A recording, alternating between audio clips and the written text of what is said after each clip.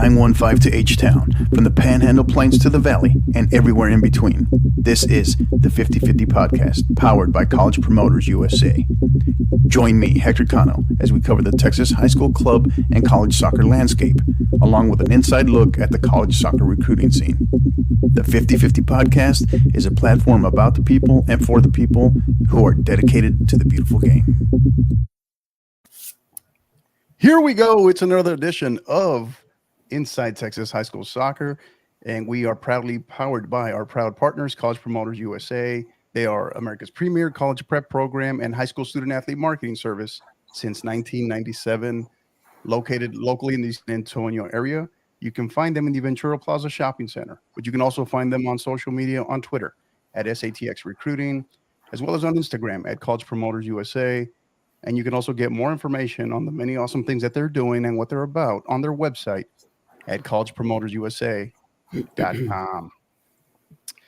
Gentlemen, I'm proud to be hosted, or to be joined, I should say, again by our co-host, Mr. Papa Socaritis himself, Rafa Castorena, as well as our newest contributor, newest member of the family, Steve Sanchez. Gentlemen, how are you? Doing good. Doing good, man. That's all I get. That's all I get. Really? Try to stay warm and dry. Well, I'm just getting back from Florida, so we went to Miami. That was pretty neat. Yeah, you'll have to elaborate on that a little bit more. So, don't want to get you in trouble though. So it's at your own risk. Okay. So, awesome, Rafa. How about you? What's new?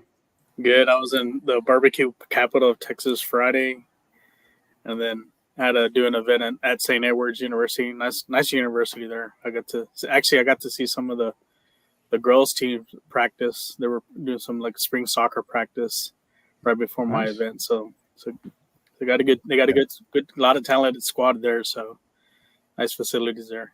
Yeah, good squad, huh? Awesome, great deal. All right, and so shout out there to Harry Austin, who's chiming in there, giving us a what's up there. So Harry, how are you, buddy? Hope you're well. And so awesome, gentlemen. So glad to have you guys here. Excited about this special episode today. So episode 5 of Inside Texas High School Soccer. We have a loaded show, a stacked show where we got to cover all kinds of stuff. And the very first thing we're going to get into today is, we're adding new elements to this show as well as contributing members, and really excited as to where this podcast is going. But a big part of it too is what I'm really excited about today is, so a couple of things. One, a big shout out before I forget, almost forgot, sporting the threads from my Cattle Mills buddies who were able to hook me up with this awesome shirt. So the Fighting Foxes, really appreciate that. Thank you, gentlemen. But the other thing I really wanted to highlight on that we're really excited about is we had a big announcement that we wanted to make today, and in increasing our partnerships and different opportunities that we can offer to our supporters, to our listeners. And joining us now to help us with that announcement is Mr. Kyle Wall of Global Scarves. Kyle, how are you, sir? Hey, I'm doing well. How are you? I'm digging the background. So I've got a few. I have just a few. So thank you for joining us along with Rafa, Steven, and myself. We're proud to have you here. Happy to have you here. And so a little bit, part of the reason why we have you here is we kind of have a big announcement that we wanted to make, but we kind of wanted you to kind of take the lead on this one, Kyle. So tell us a little bit more about what we're going to share here. Oh, I didn't know I was going to speak on that part. Looking forward to really partnering with 50/50 Pod and with you on this, and you all. So Global has created some scarves for the podcast. It's a co-branded scarf to kind of announce the partnership. It'll have 50/50 on one side, and then obviously Global Scarves on the other. Came out really nice. They're going to be a summer weight scarf. So for the, 360 days of the year that's hot in Texas, you'll be able to use them. Yeah. Not the cold weather that I deal with here in Iowa, although it was about 40 It was about 50 degrees today. It was great. I took my little one to the park. So really looking forward to the partnership itself and to see what we can do to help you all out and kind of help grow some awareness around soccer down in Texas. Yeah, absolutely. We're equally excited. Kind of part of the reason why we wanted you to take the lead there initially in announcing it is because so we could expand on it a little bit. Is we'll be joining this proud partnership. So in addition to the scarves that Kyle mentioned, is we're also you're going to see a lot of just name brand partnership. You'll see us making the routine plugs obviously here on our shows, but the big thing is putting it out in front of our listeners, in front of our supporters, coaches who have thought about that. Obviously, we know the scarf world is a big part of scarves are a big part of the soccer world, I should say. Excuse me. And one of the things that we're going to do through the help of Global Scarves is some of these scarves that we're going to be issued is we are actually going to provide them to some of our listeners, some of our supporters through. We'll have various contests, various interaction engagement, maybe at some public showings as well, different opportunities to be able to engage with our supporters, share their product, and really help further put Global Scarves on the map because they have been staunch supporters of Texas high school soccer now for a while. So Kyle, tell us a little bit about that in terms of just from Tasco, THSCA, your involvement and support level, how far back that goes with the state of Texas. Oh, so to kind of give you a little history on that, is for us or for me specifically, I started with Global 6 or 7 years ago, give or take. I was kind of bored and needed something to fill my time. So I had reached out to my current scarf rep at that time and asked, hey, do they ever bring on any new people, anything else? And they ended up they decided to take a chance and heard about Tasco as far as as a convention down there. Heard great things about it, and I said, okay, well, I'll be in the southern region of the U.S. Let's head down there. Let's go down and figure it out. And so Bill and I, we came down. Bill is one of the owners of Global. I should mention that. Came down there, and everybody was really welcoming. Really, they were excited to have us. We were one of the first and still the only company like that down there.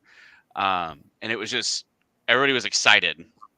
I think I walked away from that one with, I don't know, 5 orders alone, just from that weekend. And then obviously I got a few more after that, and just people were excited to see the product, have it, and they love, they want us back every year. And then from there, we want to be back because we start recognizing people over the last 6 or 7 years. They stop by our table, whether they're ordering or not. It's just great to have that relationship and just feel really welcome down there. And then for the positive side for me, again, it gets me out of the state of Iowa in the middle of November.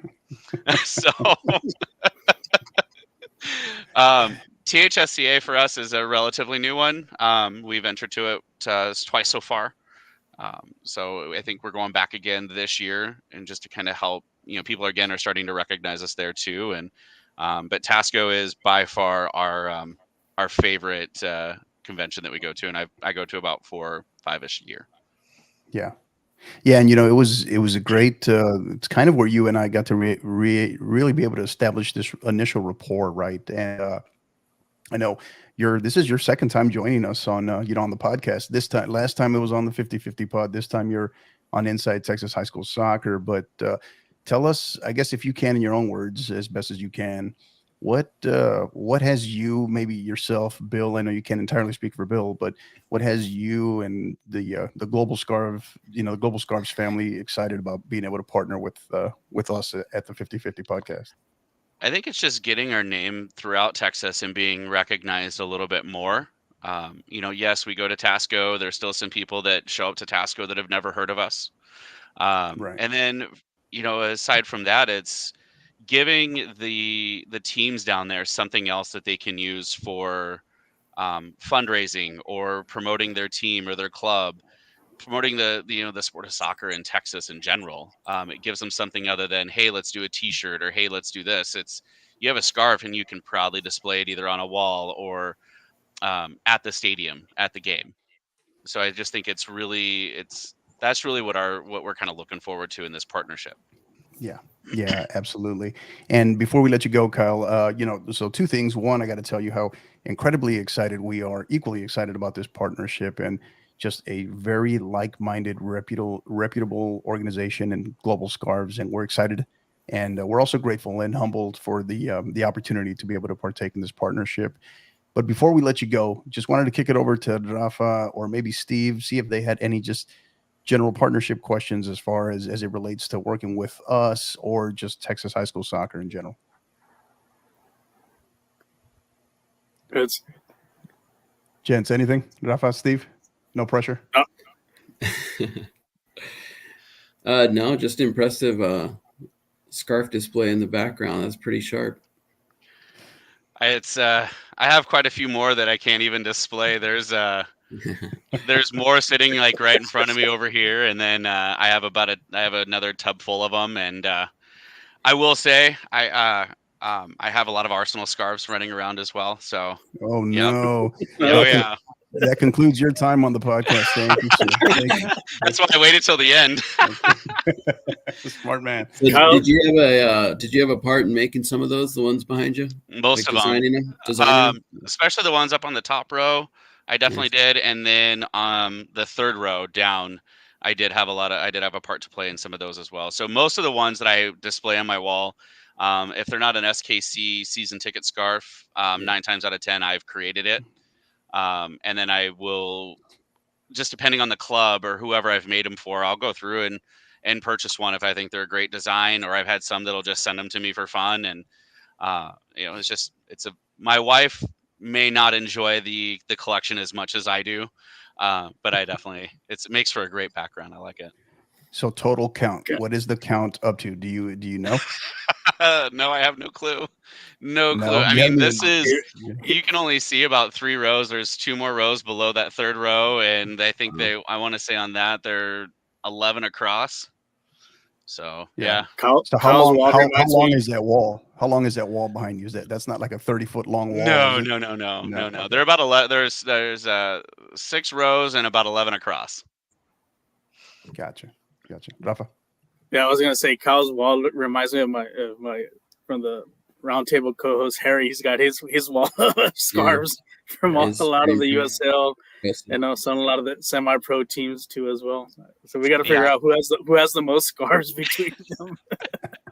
I know he's watching right now, so he's like, "Wow, yeah, I think he put on that's a nice impressive scar wall." I appreciate that. I wish I could display them all. So. Yeah, I think Harry sits at the top of the table just on the account that he's not an Arsenal fan, so he gets the point differential there. So I'll allow it. Yeah. All right. So Kyle, hey, we appreciate you, buddy. Thank you for your time. We're not going to keep you up all night, but just wanted to bring you in. Very excited about this partnership, this opportunity. Grateful, and we're looking forward to making the most of it. But before I let you go, some of our Texas high school soccer coaches that might be out there, maybe they've never heard of Global Scarves, or they've been intrigued, they've heard of you guys, but they haven't quite wanted to pursue it. Where can they get more information on Global Scarves? Absolutely. So there's a couple different ways that you can get more information. One, go to globalscarves.com. You can see the array of products that we offer. There are a few that are on there that are not on there that we can offer. For additional information, I would definitely recommend reaching out to me, and email address on that is kyle@globalscarves.com. So it's super simple. Or you can follow me on Twitter. It's Kyle@globalscarf, because apparently Global Scarves was too long for the Twitter handle. But we offer an array of products to help everybody kind of promote their club, their team, and promote the sport of soccer down in Texas. Great stuff, man. Great stuff. So thank you again. Appreciate it. Super excited. Please give my best to Bill as well, and everybody back at the company. So thank you again, Kyle. He is Kyle Wall, the Southern States representative for Global Scarves. Thank you again, buddy. We'll see you. Thanks, guys. Appreciate y'all. Have a good day. You too. You too. Pretty cool stuff, huh? Very cool. Yeah, very, very excited about that. Well, maybe we can finally get Steve a proper scarf for his wall here for the show. So we'll work on it. So yeah, it's pretty pathetic behind me, other than the team, but the quantity is not there yet. Please don't tell me that. Please don't tell me that's the only scarf you own. Please tell me that is not the only scarf you own. No, I've got about a handful. Okay. I was just curious. I was just like, man, don't tell me it's the only one. So, all right. Awesome. So, great stuff here. So we're going to go ahead. We're going to move on. We're going to get started. We're going to jump right into the RPI, the Rafa Power Index. While I bring it up, Rafa, go ahead and just give us a little bit of background for maybe some of our new listeners, what the RPI is about. Yeah, so the RPI this is a pound for pound, kind of like boxing. Who's the best of the best as far as state of Texas for boys and girls. So, it's not done by ballots or, votes from other people and this and that. This is straight from me. I do the research, look over the game schedules, records, and so forth. And like I said, that's how I come out with my rankings and so forth. And there were some couple changes. Some teams have, came out of it. Some came up. We got some new surprises and some teams and some of the new ones to talk about as well. Yeah.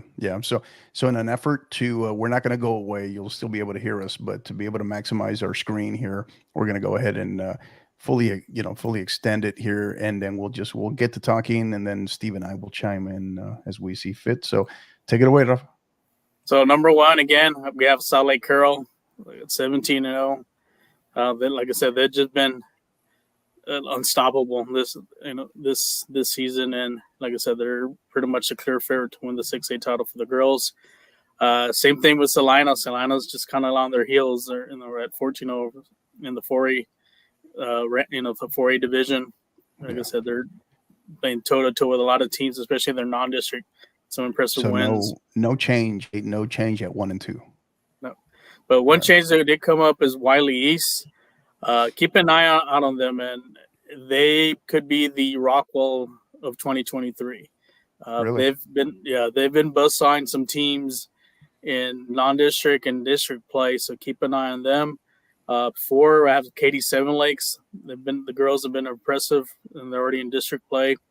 Probably the top girls team in the Houston area.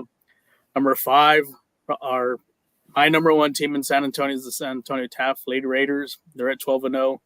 They just finished the first round of district play undefeated. They're pretty much going to be the clear favorite. Probably they'll end up winning the district title. Number 6, I had the Spencer Valley Rangers, Lady Rangers.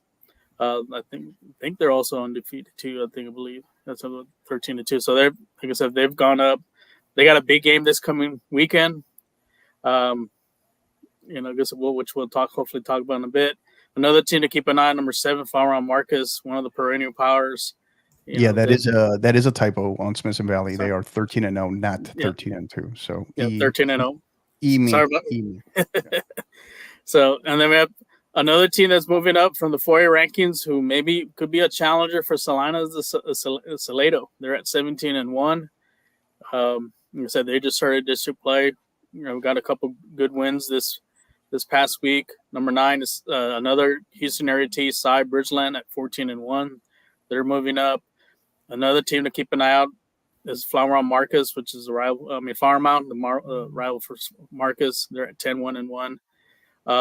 One team that kind of had a little setback this week, which I'll talk about in one of my games here, is Burlington Centennial. They did have their first loss of the season, but they're still in contention for their district title. Another team, it's kind of on the heels of Salt Lake Curls. It's Keller. The Keller Girls at 12-1. The only blemish is a loss against Salt Lake Curl. Duncanville at 13. They suffered their first loss, but they're still, like I said, they're still on top of their district. Refresh my memory. Who was that loss for Duncanville? Who was that against? Do you recall? I'm trying to remember their district. Let me see here. That's okay. I just didn't. We could look it up, but I was trying to recall that, and I couldn't remember. Yeah, I might have been. I think Mansfield. I think that was one of the Mansfield teams. I think knocked them off, and then number 14. It was Mansfield. Mansfield, yeah. Gotcha. Thanks, Steve. And then number 14 at Bernie High. It's 14-2, big win over Wimberley this past week. Right. So they move into the top 15, and then 15. Another team that's on the Metroplex area that's been under the radar is Hurstbell, and they're at 14-1. And then my next 5 here from Region 4, Georgetown. Like I said, they've already started to play. They're undefeated. Keep an eye on them for the 5A division. They may give a challenge to Smithson Valley in that district. Another team from 4A, Stephenville, another Prairie Power. They're chugging along, had a big win over Brownwood. Rockwell Heath, like I said, they're like kind of the sister school from last year. They're also kind of flying on the radar. Mm-hmm. And then number 4, Wolford Friendship. They haven't had much. No one's really talked about them, but they're doing some damage over there in the West Texas area, in the Lubbock area. I know they're in District 2-6A with Permian and Midland, Mangla Legacy, but they've had a lock on the district this year. And then number 5, I have Highland Park at 12-1-1. Yeah, Friendship looks like they've kind of returned to that traditional form, right? They were, they've been a power in, the Plains, West Texas area for a while now. They're a little kind of dropped off, a little under the radar the last 2 years, but definitely look like they're back. And Georgetown's got to be wondering what's it going to take to crack the Rafa Power Index, man. I think They're getting close. I think they were fourth on your next 5 in last time. Mm-hmm. So, yeah, I mean, it's a pretty interesting group. It looks like, I think Marcus and Flower Mound kind of flip flopped in here too, right? From the from your last RPI. Yeah. Yeah, because they recently they faced off each other. Marcus got the win over them. Yeah. So they, like I said, they kind of got to give them the edge, but still, it's still a long season anyways from that district. And so they're sure they're gonna, when they meet again, like I said, the rankings could flip flop again if Flower Mound gets a win over them. Yeah. Katy Seven Lakes, man, just quietly, just moving along, just yeah. So Steve, yeah. Yeah, so the only thing that I'm kind of not seeing here is the 2 teams that I think are kind of the class in District 5 in 6A is Allen and Prosper. I didn't see them on here, but I know that both of those teams are pretty solid. Everything else looks, I mean, all these teams, I mean, look at the records. I mean, that's an issue there. It's just that there are a lot of the teams are actually beating each other too as well. Like I said, Prosper's, they're a great team. If this was top 25, they'll be on the list. Same thing with Allen. Prosper, both of those were list last time, right? Prosper and Allen. Right? They had a couple little setbacks, so yeah. But these, we have some teams surging up. They actually played each other. They played each other this last week. So, but yeah, no, I mean, it's looks good. Yeah. Those are the only 2 that I would try to squeeze them in there somewhere. But like, where do you put them? It's I think there's, out of all 20 teams, it's like 14 losses between all these teams. Like it's, these teams are solid. So, yeah. Well, it's always tough. So, and that's kind of why we highlight what I think is really cool, and it's also makes it harder is the, this pound for pound ranking, right? Regardless of classification. So it's harder to, when you're talking about the best of the best at every classification, and something's got to give. So it'll be interesting to see, because this is definitely a big shift from your last RPI. So, okay. So we'll go ahead and we'll shift over to the boys, to the men's soccer side here.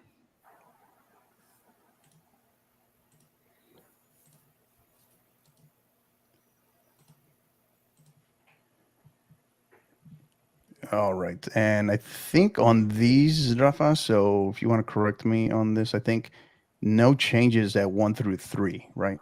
Yeah. Lake Travis has been consistent. I know they have a tie, but like I said, it was again one of the tougher teams in the Austin area. So I kept them at number 1. Katy Seven Lakes, since that one loss they've been on a roll. And like I said, they're just on the heels of Lake Travis are trying to get that number 1 position. And same thing with Palestine.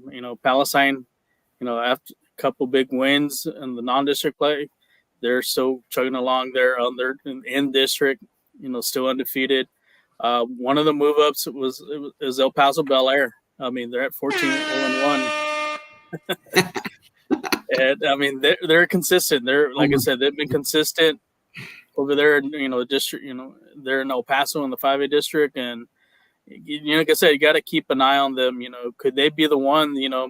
Maybe that knocks off a team like the one of the Frisco teams in the regional. So now they had to be I think probably your biggest jump from your last RPI, right? Was it them? Yeah, they had some big wins. So they 11th. Yeah, they had some big wins, and there were some teams that had some setbacks too. So there's some teams that were pulled back. Number 5 at San Antonio Lee. They're still undefeated. I know they had a tie with Johnson, but still they're still in first place in their district, in that tough district in 28 6A. One that's moved up quietly has been Louis Von Hebron. They're undefeated. They've already knocked off some of their tough the teams in their district, like Louisville and also Flowermont, just to give a few.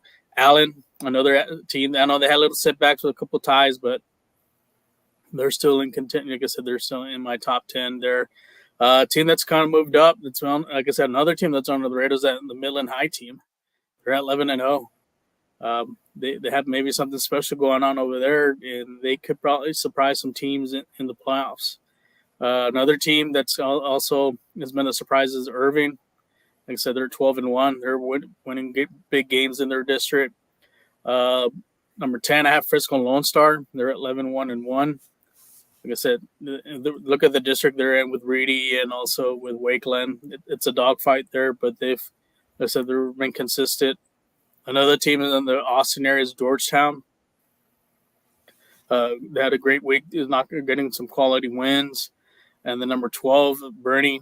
I think they made a statement against Wimberley this past week with a big win of them. Even though, like I said, at 15 wins says a lot. What they're doing there for 4A. Another 4A team from the Metroplex has been, like I said, now they're starting to kind of peak at the right time. Is the Diamond Hill Jarvis team.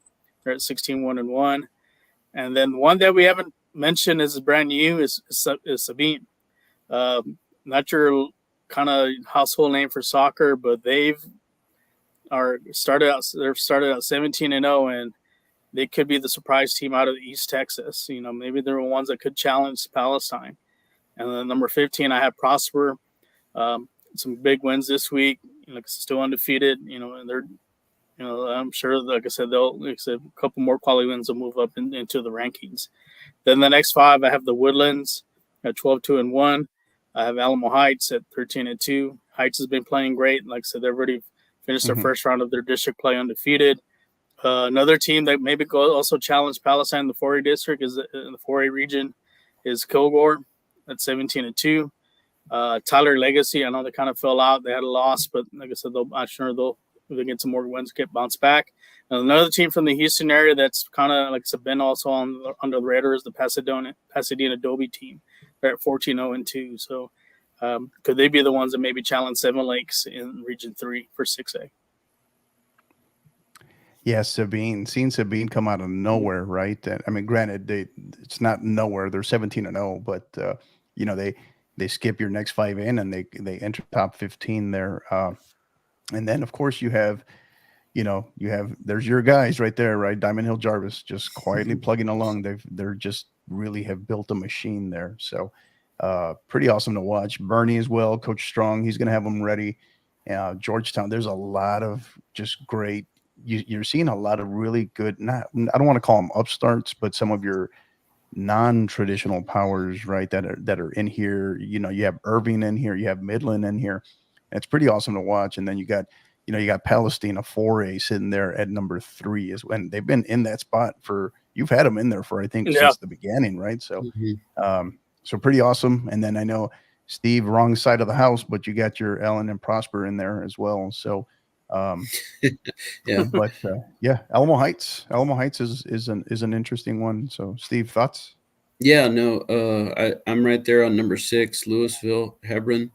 They're kind of taking a a hold of that District 6 in 6A in Region 1.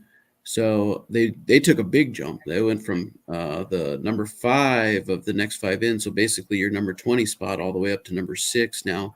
So, but like I said, that's a really competitive district, and they've kind of got a pretty firm spot on number 1 up there. It's good to see Pasadena Dobie, crack into the top 20. They've been doing really good stuff in Region 3. Which we'll be talking about later tonight. So good to see them on the board, and Sabine as well. That's pretty cool that you got them up there. I mean, 17-0, it speaks for itself. And yeah, I think we spoke about Alamo Heights. I think it was a couple episodes ago, or maybe it was offline as well, in regards to them being in, a new district, and they're doing really well. But we've seen the Jeffersons and the Edisons in that district. The district, they're no pushovers here in San Antonio. So but they're up there on top of their district. It's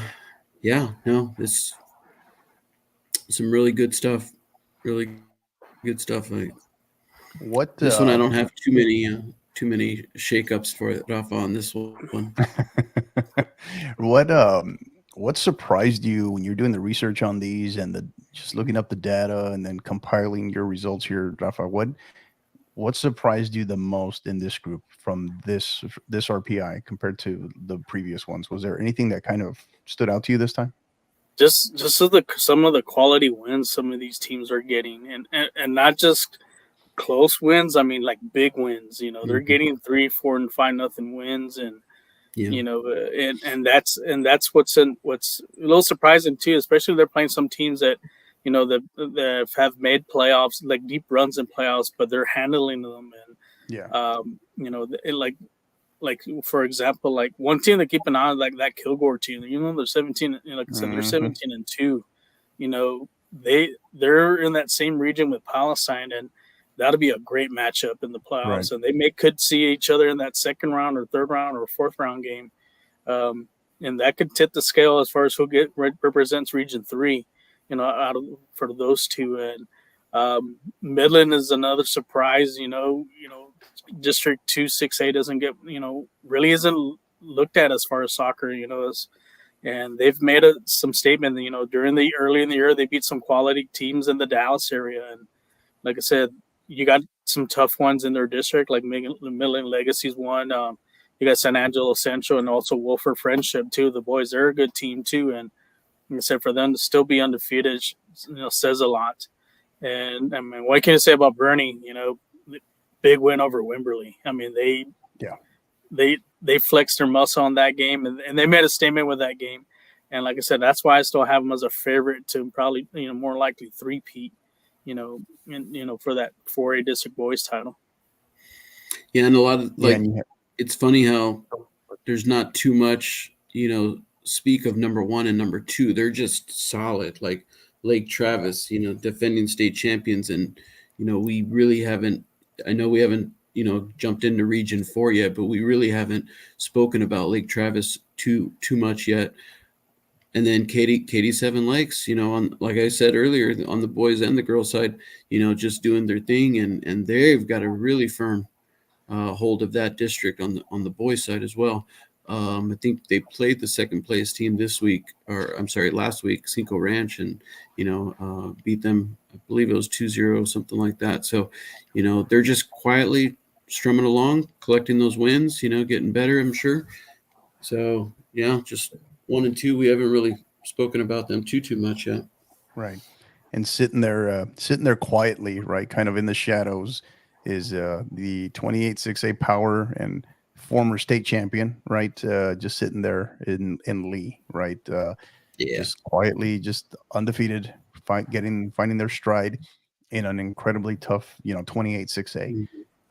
So yeah, that'll be interesting to see how, we talk about the dynamics in 28 6A with, Lee drawing with Brandeis, and then yet Reagan defeating Brandeis, right? So it's going to make it's kind of, that district is very much, I think, styles make matchups, right? So as they go through and into the second round, it'll be interesting to see how that plays out. Mm-hmm. So, all right. So that's going to do it for the RPI. Anything else, Rafa, on the RPI? No, I was like I said, looking for the, the next one to see how things change these next few weeks. Because now a lot of the teams are starting the second round of district play, so Right. a lot of teams already know how they learn from their first game, see make what adjustments they make, and who knows, we could see it. Usually we'll see some upsets in the second round, and like I said, maybe you could see a shakeup for both rankings in the next couple weeks. Yeah. Yeah, it will be interesting for sure. So, moving on, we're going to go ahead and we are going to see here. Let me see if I can adjust.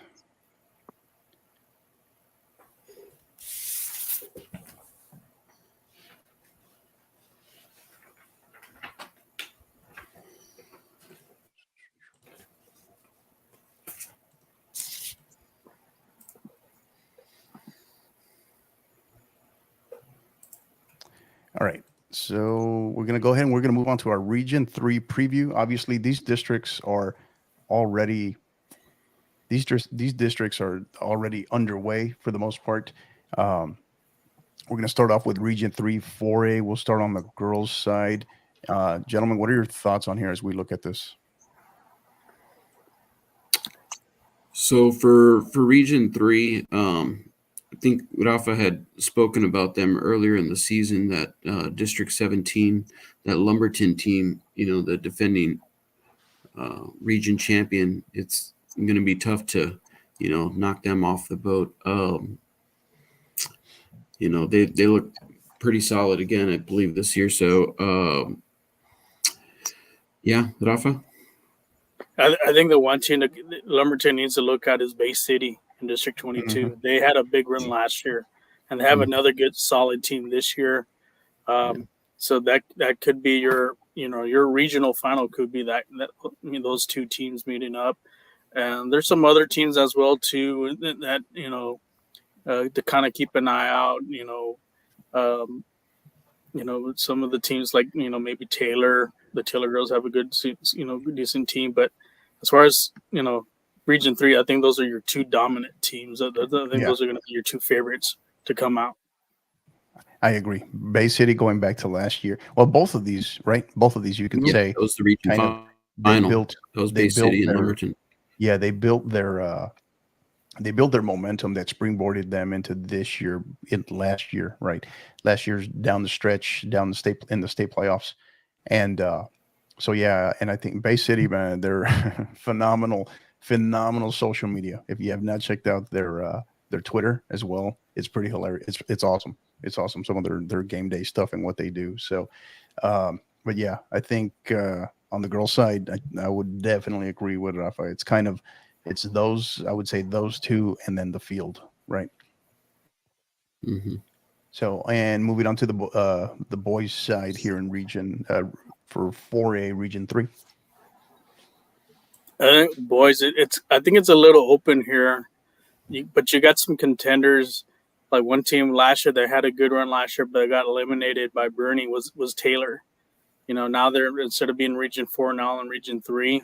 Mm-hmm. I think they have a good shot to make another long run. Another team to keep an eye out is Sealy. Sealy's another team. They had a good run too last year. Got my guys in Mejia there. We got my guys there in 23. Mejia too. Like I said, even though they've had some struggles here, but I think, like I said, Right. they're battle tested. But this is kind of like a really wide open. There's no really clear cut favorite here. You don't have teams like like last year you had like Salado in this region and a couple other teams. Mm-hmm. This one's kind of a little more wide open. Yeah, you got your defending Region 3 champion in there, Stafford, as well, in District 21. So you've got them back, and yeah, Mejia's right there as well. Scarborough could be another one, District 19.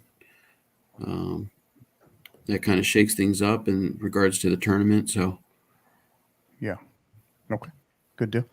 we're going to go ahead and move on to 5A. And for our listeners, again, if you're joining us here for the first time, the way we run these in terms of our preview is we don't go through every single district. We kind of highlight some of the teams to watch, some of the schools to watch, and then as well as maybe some of your, whether it's your surprises, your Cinderellas, or maybe even your dark horses, right, within their respective regions. So, all right, this one might be a little harder for you guys to make out here.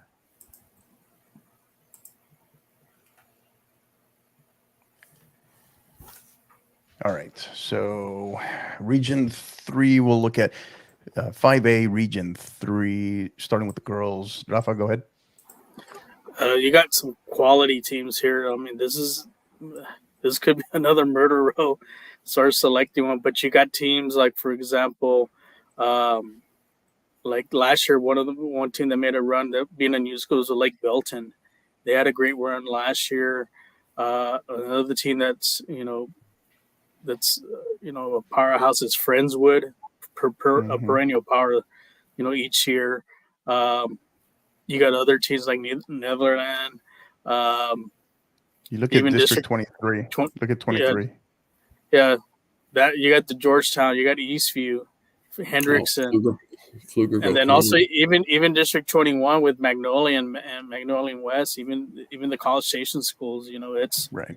It's gonna be, and then down in 20, you got teams like Fulshire, and even Lamar Consolidated. So this is a pretty stacked region for the girls.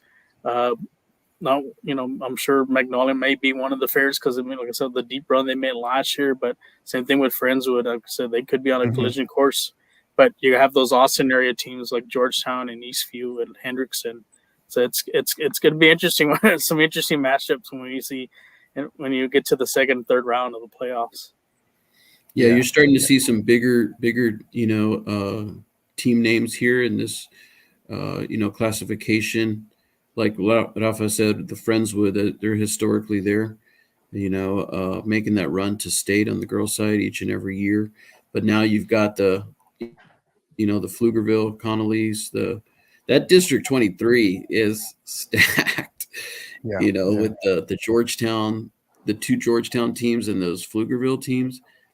I mean, that's going to be a tough district. And then you've got 21 right there. So whoever comes out of this region, from this classification, wow, yeah, that's going to be a team to be reckoned with, at state, especially considering, all the Houston schools that you got there, and then East Texas as well, so yeah,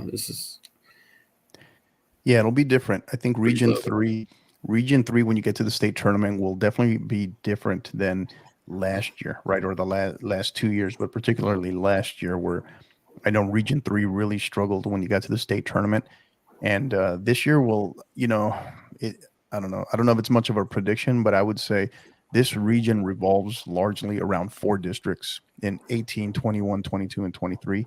So good chance that your regional champion is going to come out of one of those districts on the girls' side. So, all right, let's go ahead and move on. So 5A Region 3, we'll look at the boys' side now. Steve, go ahead, lead us off. Yeah, so kind of similar. You got some strong districts as well. I still look at District 23 again as far as the boys are concerned, with Georgetown and Pflugerville. They're historically there. You're making that run each and every year.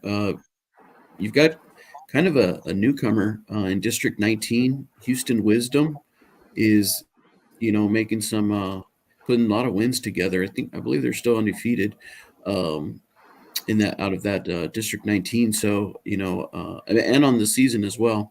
I'm not too sure what they did pre-district, but for them to still be undefeated, that's saying something, especially on the Houston side. So then you got the District 20 with the Fort Bend schools. Those are always tough teams to be playing come the playoffs. So yeah, it's that being said, it's a little bit more. I think it's going to be a little bit more wide open on the boys' side. Yeah, I would agree with that. I would definitely agree with that. It's kind of harder to pinpoint granted, the districts, you talk about 21 and 23 as well, and but yeah, it's gonna be interesting. And then that shift that you're seeing with some of these schools that are now in Region 3 that previously weren't. Yeah, Kind of they're hard to ignore. going from Kind of hard to Region ignore. 4, Region 4, Region 2, like the Austin teams. They, UIL, when they did the Mhm. shift, it looks like they're kind of adding a little bit more Austin to Region 3. So, and then yeah, so it's gonna be interesting next month. It's already next month. There we go. Rafa? I think the two favorites from here is probably Georgetown and A&M Consolidated. I think those are the two probably the ones that are probably gonna really run the gauntlet. But you also got to keep a team out of. I know District 24 doesn't get its due, but keep your eye on that Austin Northeast early college team. Northeast. They made a run last year, and they beat some quality teams, and they could do the same thing again. I'm sure they'll win their district, and I'm sure Eastview and Hendricks and Collier are kind of do not want to match up with them. Like I said, A&M Consolidated, they're in a tough district, but they're taking care of business. Another team from District 19 that it kind of goes under the radar. Not a lot of people know about them is Sharpstown. They have quality players on that squad. And it's a mix of different players from different nationalities that I got to know about a few years ago, and they got some good players there. Keeping also on District 20, Lamar Consolidated's got some good teams. Foster, my buddy at Coach Trevino at Fulshire, like I said, they have a good team that make the playoffs. But my two clear favorites, probably my AC probably in the final could be A&M Consolidated versus Georgetown. Yeah, it'll be that's in Northeast. You mentioned in 24 Northeast, didn't they? I'm trying to remember. Didn't they do all that damage in the playoffs last year as a 4 seed? They got in as a 4 seed, didn't they? Yeah. And it just, like I said, and a lot of teams cannot take them lightly this year, and they're still doing some damage, in district play. And like I said, I do follow them. We also follow them on Twitter, and they've been doing some good things. So, keep an eye on them. They could do another. Maybe they probably have another run in them in this playoffs, and kind of where they're seated at. There's a possibility they could do that again this year. Yeah, they were actually a 3 seed, and they went all the way to the region final. So they were a 3. They were a 3. Okay. Yeah, they were a 3 seed, but yeah, they were knocking off, College Station, Kempner, and they lost in PKs to Katie Jordan in the region final. So they busted up quite a few people's brackets last year. So. Bracket buster, yeah. Probably I think they busted ours because we didn't see them. They were kind of flying under the radar last year. And but sometimes just they get hot, like you mentioned, at the right time, and they make that run, and it's tough to beat that team. Knock them off. Yeah, that's precisely what it was. So, all right, that's going to do it for 5A. We're going to move on to 6A here, and 6A Region 3 as well. Let me get us set up here. More schools here, so this one might be a little harder to see. But okay, so we'll start off. So 6A Region 3. We'll start with the girls, and Rafa, go ahead, lead us off. Yeah, this is another tough district. I think District 19 itself is a playoff gauntlet. I mean, not only you have Seven Lakes, but you got other great teams. You got Tompkins, you got Taylor's been like historically a great team. Morton Ranch, but Pato, you could see maybe 4 of those teams in the region, facing each other in a regional quarterfinal. But you also look at District 21. You got the Kingwoods and the Cosita teams. The girls have done well. The Deer Park girls has another. They have traditionally have great teams. Even Pearland. Down below in District 24, you cut a couple of the Friendswood, Clearbrook teams. So this is all, and then also District 17. That's another tough district, like the Side Creeks and the Side Ridges. So it's a kind of pick your poison here on who But like I said, KV Sand Lakes is the favorite, but there are some teams out there that could challenge them on their way to Georgetown. Steve? Yeah, you got some really tough districts here, and it's kind of we've spoken about it a couple times already in regards to Region 3 not producing any results at state, but if you look at District 17, with some of the Cypress teams, District 18 with teams like Heights and Bel Air, Lamar, District 19 with the Cadies that Rafa mentioned. Then you got the Umbles up in District 21. I forgot to mention District 20, the Ridge Point. They made a deep run last year too. Yeah, that's actually the region, champ, Fort Bend, Ridge Point, or Missouri City, whichever they go by. But yeah, I mean it's pretty stacked. So it's kind of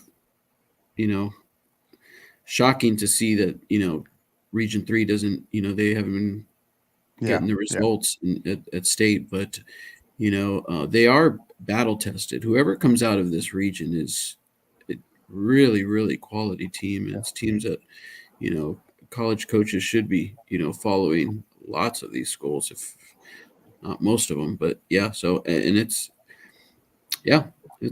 really stacked. Yeah, some good.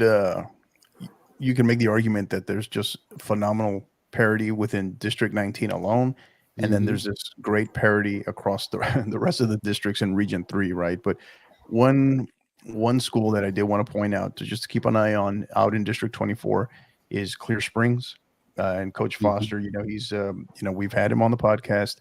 And what he's doing there, this is a group, this is a program that's kind of growing in confidence and flying under the radar and navigating a tough district, a tough region.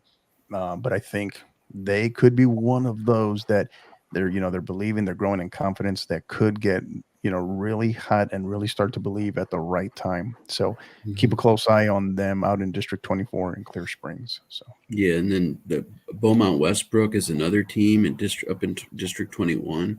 I mean that district is stacked as well. With the Humboldt teams, Summer Creek. Yeah, Summer Creek's in there as well. So tough one, tough for sure. So very. I think it'll be a different story for Region 3 across the board this year in the state tournament. So we'll see. I agree. Okay, moving on to the boys' side, to the men's soccer side.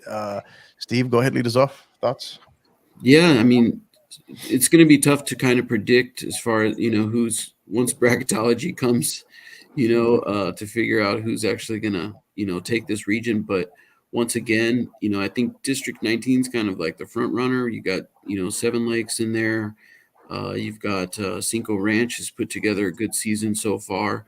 You got a lot of the Fort Bend teams that typically come out of this region pretty strong. They dive pretty deep into the playoffs as well. Then you got the Umbles as well, District 21. And then keep an eye out. They've kind of a newcomer in the last 5 years or so in District 23 is the A-Leaf Elsick. They've been pretty solid and pretty consistent, and I know they've put together a really good record thus far this year. I have a friend of the family who's, or I'm sorry, a relative, I should say, that goes and watches their games over in Houston, and he said, "Watch out for A-Leaf Elsick." And I've seen them at state before, and they produce some really quality players out of that school. So once again, college coaches, that's another school that you should be looking at. And then you've got in that same district, Strake Jesuit, that usually has really competitive teams as well. So I was going to say, what are your thoughts on Dawson? Caroline Dawson? They're a sleeper team. Yeah. Because they're more known for football than really soccer, but they being in that district with Elsick and Strake Jesuit, and also even Shadow Creek too, they're going to be in some battles. There'll be battle tested coming when they run into District 24 for a first round of the playoffs. Yeah. Yeah, Yeah. 23 is kind of a sleeper district, but they had a lot of teams come out of that, make it to, I know Strake and Alief, they advanced pretty Yeah. far last year. So, Yeah. that's kind of a sleeper Yeah, I know. district right there. I know we've moved on to the boys' side, but on the girls' side, that's Dawson's another one. Dawson's one that I think Yeah. Harlan Dawson's going to be one that's going to be in the mix. They're going to be in games. They have a phenomenal goalkeeper as well.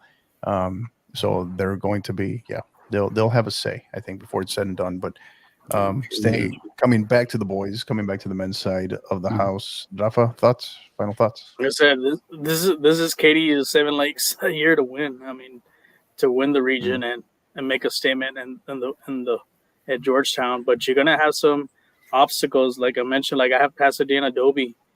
They could be, one when waiting. Could this be the year that they break out? Same thing with Ailey Felsick. Same thing. Houston State Jesuit. Another team we're not talking about is Deer Park. Traditionally, Deer Parks have good teams. They've gone deep. The Humboldt Kingwoods. That's another storied soccer program. They've always made playoffs. Keep an eye on District 18 with Houston Chavez. They got some good players there. And I'm surprised a lot of the college coaches don't go to that school. They have some really good players in that team, and they've done some damage in the playoffs, and in the last few years. Same thing with District 20, like I said, the Ridge Point Boys, Hightower's another good team. And then you got your Jersey Village. Remember they battled San Antonio Lee for, in a few years ago in the state semifinal game. So it's a lot, like I said, a lot of talent here in this Houston area, Region 3 district. It's surprising that not one has been to get into the final or won it all, and maybe this is the year that they're going to do it.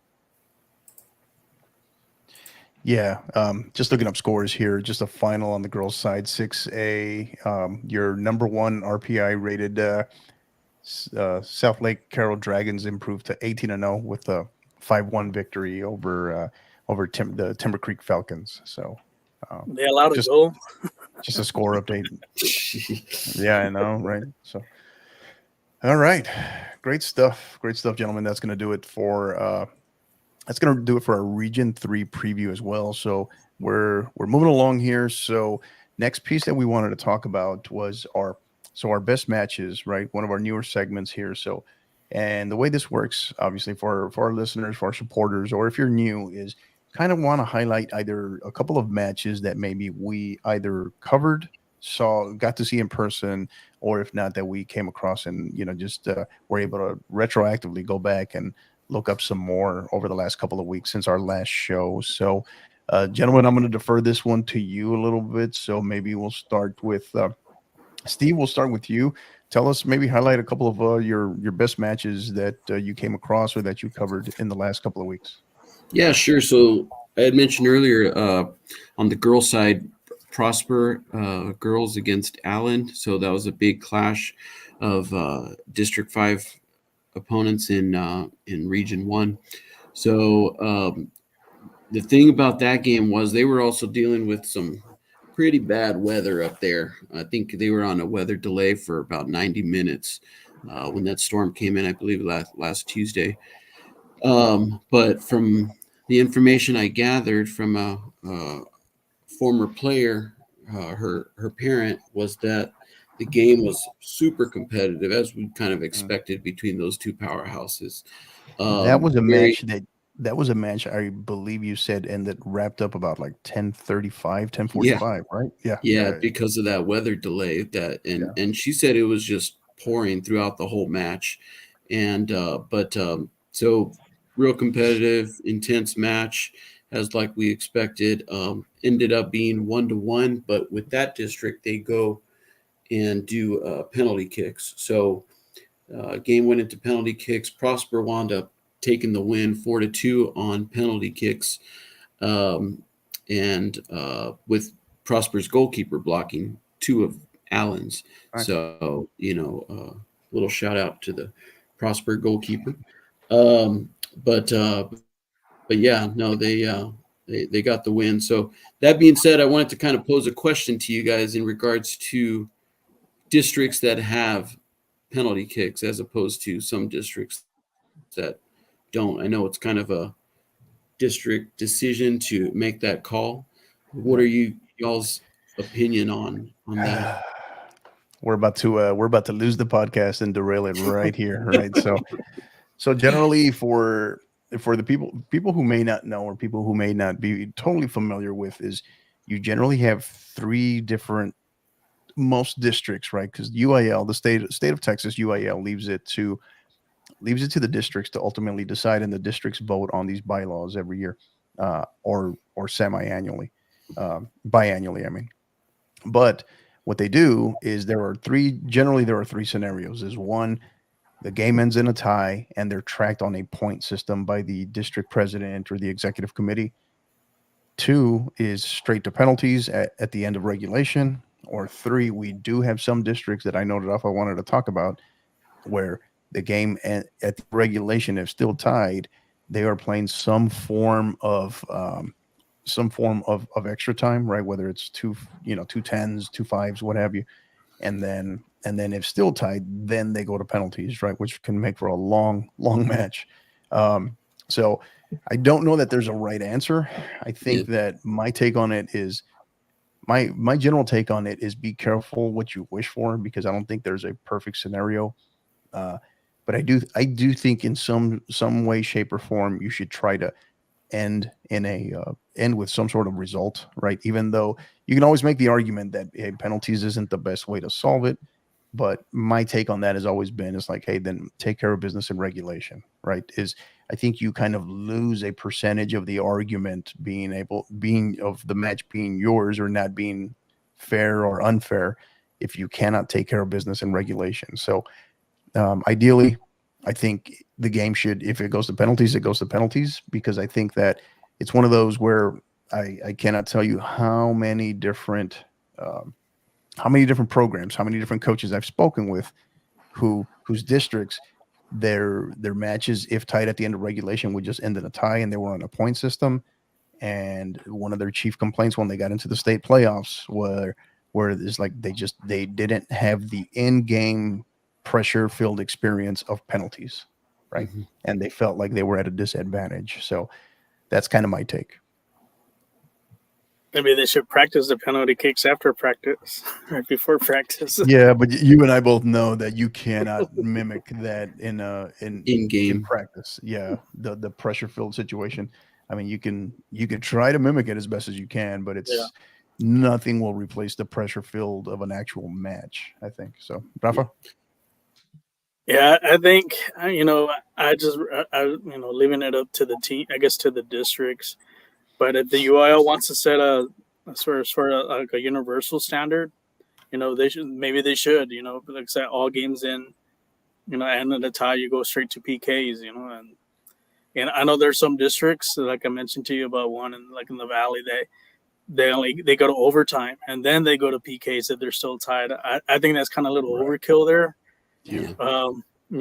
Leave that to the playoffs, and I know why they're doing that, because they're probably trying to simulate what they'll see in the playoffs, to do extra time and then in the PKs, but still it's a district game, you're playing on a Tuesday night, students still need to go home to do homework and stuff, you don't want to prolong. Right. And then also you risk yourself a risk of getting injuries too, during the district minutes. Yeah.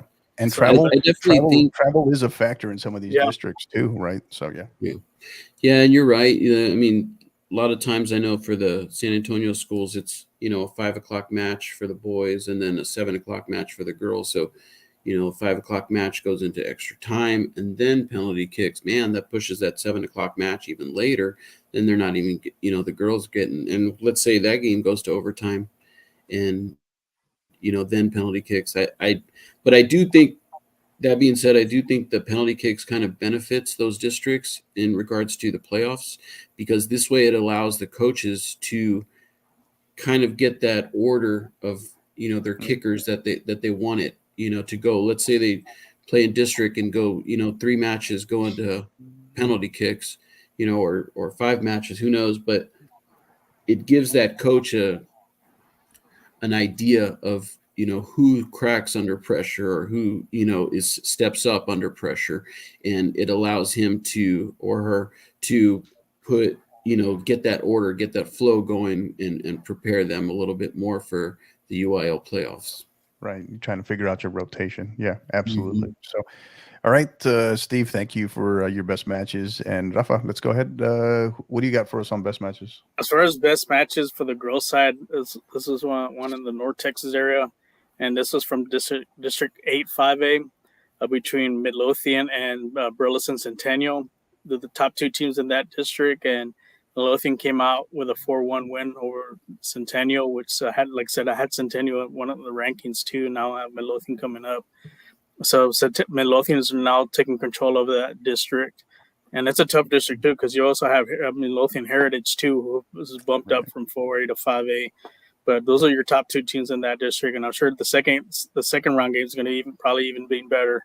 Yeah. And I'm sure Centennial is probably going to make the right adjustments and hopefully get a result, because that could end up being both teams getting a co-district title and also seeding as well in the playoffs.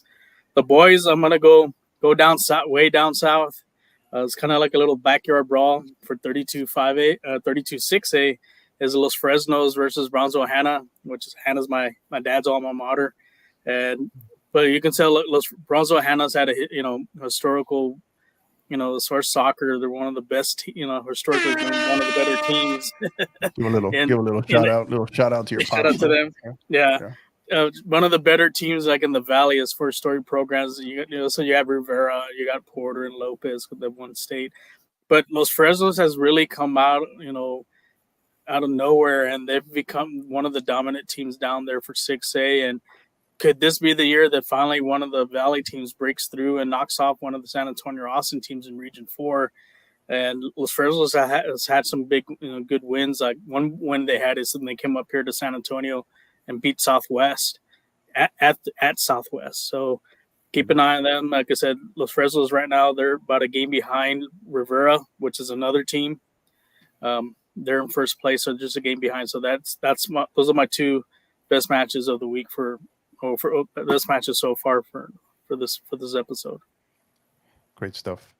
Thank you, gentlemen. And okay, so we're gonna segue here over to our game balls. So our game balls is where we recognize any players on both sides of the house, or in this case, we're kind of adding to the tradition, as you all are about to find out. And we try to recognize at least one on each side of the house, both on the men's and women's side. And so I'll go ahead and lead us off. And both of my game balls are actually going to go this week, are actually going to go to coaches, not to any players, but to coaches who both celebrated a significant milestone in their coaching careers. First one is Coach Michael Strong, the head men's soccer coach at Bernie High School, celebrated his 100th career win. And the only thing that upstaged his 100 career wins was that mustache. So shout out to Coach Strong, who he's been on the podcast plenty of times. We're big fans of him, and I think him and I can talk for a while. And just loved what he had to share, loved what he was about, and he'll probably kill me for this, but I'm going to share a quote from him. He just kind of said, "It's like, hey, had I had any idea that this was going to be my 100th win, I would have actually shaved." So, so that tells you kind of everything in terms of what he's about. He's just, he's built a machine there at Bernie, and so congratulations to him. My second game ball is going to go out to the man himself, Bruce Reichman, out of El Paso del Valle, who celebrated his 700th career win, the winningest coach in all of Texas high school soccer history. And so more to come on him later. We'll mention him more later, but he's got two state titles under his belt. And you talk about machines, just the culture there that's built in within Del Valle on both sides, right? Along with Coach Sazo there on the women's soccer side. But was able to celebrate his 700th career win, so that's saying something. So congratulations to both Coach Reichman and Coach Strong on their career milestones. So, Rafa? Well, I had a couple of milestones actually in my backyard. One near where I go to church at there in Helotes. Shout out to from the girls' side. Shout out to Malia Dominguez from O'Connor High School. She just got her 100th scored her 100th goal over the weekend. So congratulations to her. So I'm giving her my game. It's a great honor to her. College Promoters USA athlete, by the way. Got to give that shameless plug, and St. Mary's University commit as well. So congratulations to her going to being a Rattler. And then another one, same thing in my backyard, a milestone in coaching for the boys. He picked up his 250th win. It's Coach Delano from Harlan High School. So congratulations to him on getting 250 wins. You know, he's had a really successful program there at Harlan the last few years, and they're looking to make another run. There now? How long's he been there? I think Steve, you might know too. I think this is his 4th year, I believe. I think since the schools opened up, so about their maybe his 5th year with them. 5th, I think they're on year 5. Maybe. I think year 5. So good. But he was I got to see his 249th win, which was against Jay last weekend. I was out of town for the 250, but no, Harlan, congratulations to Coach, and he's got his team plays beautiful soccer. So I got to see them against John Jay not this past Saturday, the Saturday before. So congratulations, that's really cool. Yeah, awesome. So Steve, go ahead. Game balls. So I actually have 3. The first one being Coach Winston Poole, 100th win. He's the girls' coach at Cedar Park. So, 100th win for him. Congratulations. That's, tremendous. I don't know how long he's been there, but, that's pretty cool to see. I don't think he's been there too long. Second one is a girl from Brennan High School here in San Antonio, Caitlin Graber. She's committed to play at Little Rock, Arkansas. So Brennan's kind of gone on this win streak here lately. They put five wins together, and she's not really like much of a goal scorer. She does all the little things right, but but within those 5 wins, she's put 7 goals and 3 assists together. So, nice. When you go and watch Brendan play, I believe she's number 22. She just does, all the little things right. She's not very flashy, but she just, when the ball comes to her, she makes the right decision. So, side note, she's a former player of mine. She played when I coached at Texans, Dallas Texans here in San Antonio about 10 years ago. So, great kid, and just real. There you go. Real passionate about the game, even when she was 7-8 years old. Just really wanting to learn, and she would get after herself when she couldn't complete something, and she just really worked on it. And by the end of the season, she was just whatever she wasn't able to do at the beginning of the season, she blew me out of the water with the way that she learned things. So hats off to Caitlin. Another player in the Houston region out of Katie Tompkins is Kayla Bovin. So she scored a goal against Jordan, Katie Jordan, and then a hat trick against Katie Paytow. So just wanted to nice. Say hats off to her as well. She's actually a Trinity commit. So here in San Antonio, she'll be coming to Trinity next year. So she's helped the Katie Tompkins girls get off to a good start there in the Houston region. So awesome. Kayla Bogan. Hope I'm pronouncing that last name correctly. We'll work on it. We'll get it down. So thank you, gentlemen. So great stuff. Appreciate that. So new one that we are adding to this week's show, right, is our team stickers, right? So we try to highlight individuals, but we also want to take the time to highlight some teams that, whether it's a significant win, maybe they're kind of starting to get hot, maybe they're flying under the radar, what have you, right? But so team stickers, this is where we'll issue one sticker out to one team on each side of the house, on the women's side and on the men's side. I'll go ahead and lead us off. So our first team stickers Mine is going to be so on the girls' side, out of El Paso District 15A, El Paso Andress, the Lady Eagles. They currently sit in second place. They are 13-3, 5-2 in district play out in 15A. They sit all alone in second place, and they had a huge win, a big win against El Paso High School, the El Paso Tigers, who by many are El Paso's regarded as maybe the most talent-filled squad, regardless of classification, out of El Paso. I know you can argue that. Some people will argue that, but a lot of people believe that. Um, it's an interesting mix, though, because they will actually play each other 3 times because they're out in 15A. They play. There are 6 teams in that district, but they will play each. They will play everyone in the district round robin, but they play each other 3 times. So it'll be an interesting. The next one will be the rubber match. So interesting one on that one. So congratulations to the El Paso Andress Eagles. On the boys' side, men's soccer side, I want to recognize the out of District 4 6A, Byron Nelson Bobcats had a huge win over South Lake Carroll Dragons. Currently sit in second place at 4-1-1 in 4-6A, and kind of quietly just making big strides from probably 2 years ago, right? 2 years ago when they were kind of upset in the state playoffs. I think that was back when El Paso Eastlake was making their run. Rafa, you remember? Yeah. But I think that they're for real. They sit there in second place in a tough district in 4-6A. So shout out to the Byron Nelson Bobcats. So Steve.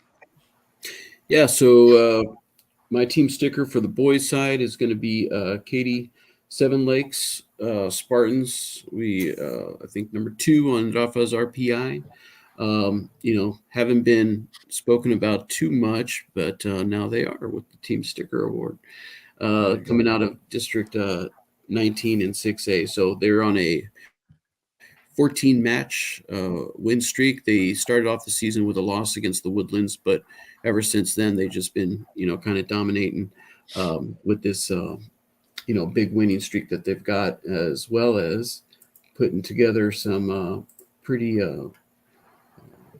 brutal wins against their opponents. So I think they've outscored their opponents in those wins, something like 56 goals or something, or something like 50 something goals, and only allowed 1 or 2. So shout out to Katie Seven Lakes boys. On the girls side, you got out of District 25 6A is the Round Rock Dragons. That's we haven't jumped into Region 4 yet. That'll be next episode, but they're in the Region 4 District 25. So shout out to them. Congratulations on the way you started out the district with 5. I think it was 5 wins and a tie and 20 goals scored and 1 allowed. So well done for Round Rock Lady Dragons. Awesome. Thanks, Steve. Mm-hmm. Rafa? I'll start with my 2 sticker with the girls side. One that's ranked in my top 3 is the Wiley East girls, the Lady Pirates. They've just been a buzzsaw in their pre-district games and their district games, blowing out teams. That's a team to keep an eye out. You are all in on Wiley East, aren't you? Yeah, they've had some impressive wins, and keep an eye on them. But they've just been manhandling teams. So they have my sticker. My sticker, and for the boys, I have actually Brownsville Porter. Not a lot of people talk about Brownsville Porter, but they've been a multiple state champion, and they did have a little setback in the first game of district play, but they've been on a roll ever since, and now sit on top of 32 5A, which is one of the toughest 5A district for boys soccer, because you also got Brownsville Lopez, Veterans Memorial, Pace.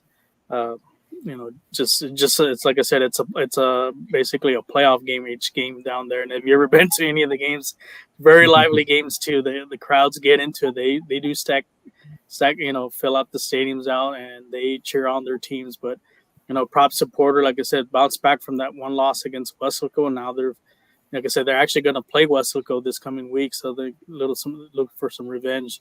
and maintain pace and as far as their district title race. And we'll see, who knows, maybe they could surprise some teams. I know they did last year a little bit.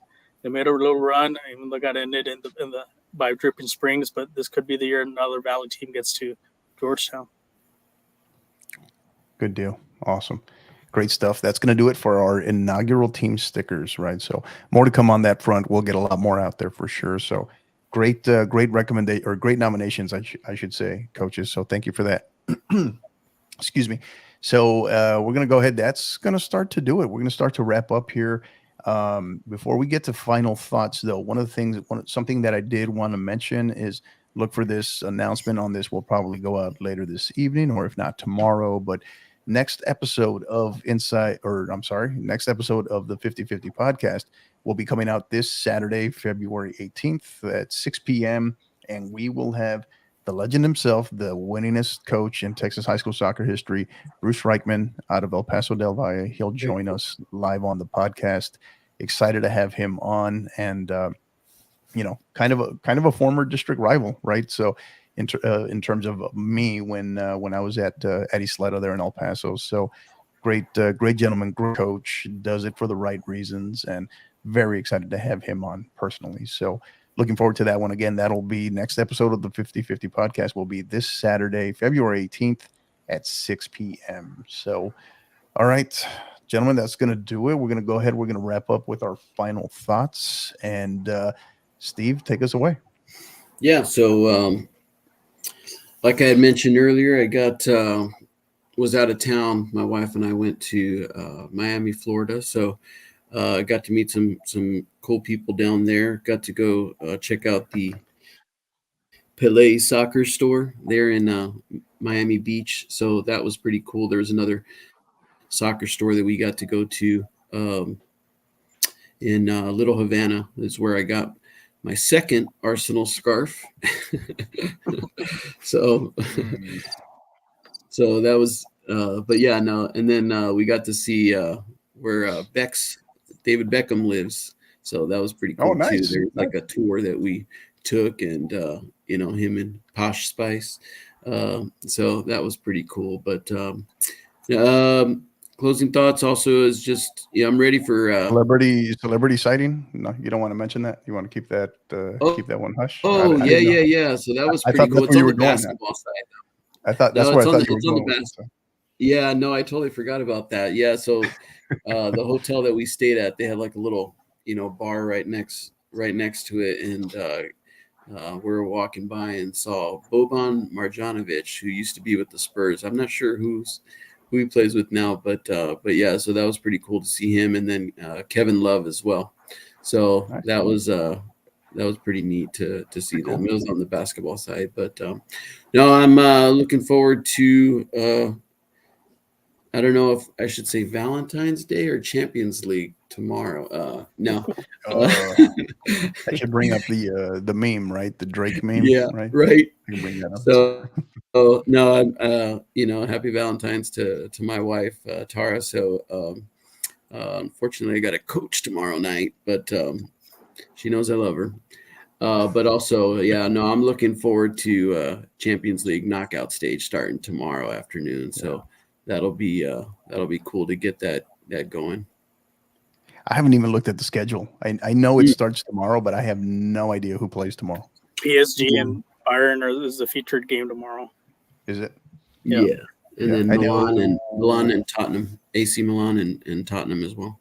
The one that popped up on my phone randomly today was what is it? The Europa match on Thursday, Man U and Barcelona. Barca. And I was just like, quickly just get rid of that one. But yeah, I know it starts tomorrow, but I had no idea. I got to look at the schedule. So definitely excited for that. Big EPL match on Wednesday as well with Arsenal and Man City. I've got some buddies, George, Ricky, Joey, and little Ricky. They'll actually be at that match. They high school buddies of mine. So they'll be. Where is that one at? Emirates. Okay. Yeah, Arsenal's the home team. So gotcha. And yeah, we took a draw this weekend, which allows Man City opportunity to catch us in points if they beat us on Wednesday. So I'll be a Unless little they nervous. unless they take their points away. Yeah, Who we'll knows? see. Yeah, that's not going to happen, man. That's not going to happen. So, good deal. Yeah, Awesome. I heard So, about all that drama. yeah, right. Thanks for that, Steve. Rafa, Yeah. final thoughts? Final thoughts. Like I said, happy Valentine's Day. Whoever's going to end up being my wife. So we'll see about that. Future Valentine's, right? She's out there. She's out there. Whoever she may be watching the show. Who knows? But and I look actually tomorrow. Looking for. Hopefully, I can get out there. A big game here in San Antonio. Especially on my power rankings for San Antonio. We have Southwest boys at Harlandale tomorrow night. That should be. Hopefully, I can make my way out there, and then also talk about hopefully Thursday with the San Antonio Soccer Roundtable. We'll discuss. I'll have more rankings for our show there as well. And possible the debut of the TAPS bracketology. So we're looking forward for that one. When this week? Are you talking about this week? I think so. This week, yeah. Okay. So it's this weekend. This week. Yeah, you would think I would know that, right? Duh. All right. Awesome. So Harlandale's Harlandale's my dad's alma mater. I know you spoke about your dad earlier. So that's there we go. Yeah, that's so it'll be interesting. I don't think we're doing 6 hours of TAPS bracketology. If you do 6 hours of TAPS bracketology, yeah, you're doing something very, very wrong. So I'll tell you that. But yeah, I do remember we discussed that, but I've been so fixated on my team's matches this week that I forgot that it's already here. So, but yeah, in case for those who don't know, obviously TAPS State playoffs officially kick off. District certification is this Thursday, December. Mm-hmm. See what I mean? February 16th, and playoffs by district round begins this Saturday, February 18th. So, excuse me, 18th. So that's something I got to prepare for. Got to prepare my squad for. So looking forward to that for sure. My final thoughts. I think really it's a little bit on the personal side, but my daughter recently had my little one, Selena, recently had a birthday, and as any great soccer player would do, how did she celebrate her birthday was playing in a tournament this past weekend. So got to spend some time with her and daddy-daughter dance, which was really cool, really personal, really personal note. I think it was our first little daddy-daughter date, right? So it was really cool, really fun, and just kind of the little moments, right? The little precious moments that you have to cherish. So just a happy birthday, all of that to say happy birthday to my little one, Selena. And other than that, obviously I think we all know Champions League has priority over Valentine's Day, but happy Valentine's Day for people as well. But I mean, that's really going to do it for our listeners, for our supporters. Thank you again for everything you do. We are now being listened to in 48 different countries. Isn't that pretty? That's phenomenal. So you all are the reason. You all are the reason why we do it, and we're grateful for that. Have no idea how that's happened, but we're grateful for it. Is it counties or countries? Is it counties? Countries. No. Yeah. Probably more. We're actually listened to. We're listened to. So 39, I think it is 39 states in the U.S. Wow. That's pretty cool. 48 countries. The fact that it's more countries, not counties, than states is pretty interesting. But yeah, so thank you again. Thank you to our supporters, to our listeners. It's a blast. Here we are 2 years in, and we continue to grow, and we're grateful, surrounded by great people. And in case you missed it earlier today, we had special thanks to Kyle Wall of Global Scarves for joining us and helping us announce our new partnership with Global Scarves and the many cool things we'll be doing with them. Super excited about that. Looking forward to it, and being able to maybe pass out some 50/50 pod swag along the way with their help. So be on the lookout for that as well. So, gentlemen, let's get out of here. That's going to do it. We will we will go ahead and get out of here. Again, for our listeners, you know where you can find us. You can find us again on we are now live on Twitch as well. So go find us on Twitch and follow us there. It's same as our Twitter at 50_50 pod, on Instagram at 50_50 podcast, as well as on YouTube at the 50_50 podcast. So that's going to do it, gentlemen. Let's get out of here. So for all our listeners, thank you again. You're the reason why we do it. And until the next time, you know what to do. Keep downloading and keep listening. You've been listening to the 50/50 podcast, powered by College Promoters USA. Help us continue to grow by liking, rating, and subscribing on all major podcast platforms. And don't forget to follow us on Twitter at 50_50 pod, on Instagram at 50_50 podcast, as well as on YouTube at the 50_50 podcast. Until the next time, keep downloading